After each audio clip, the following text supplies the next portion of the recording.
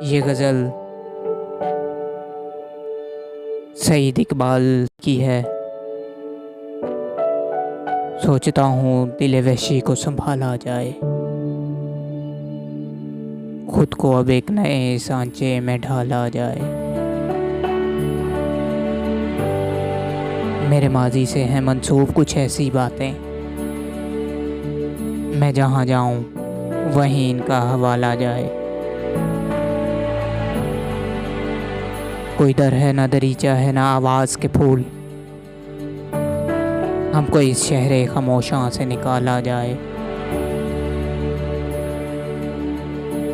जी ये चाहे कि हर एक रस्में जहाँ ठुकरा के मैं कदे में कभी फिर जाम उछाला जाए। इससे पहले कि जला डालें हवस के शोले, दिल की बस्ती में जो है वहाँ है निकाला जाए। जा चुके हैं प्यार के रंगीन ज़माने साथी,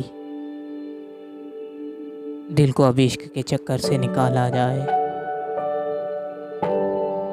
सोचता हूँ दिले वहशी को संभाला जाए, खुद को अब नए सांचे में ढाला जाए।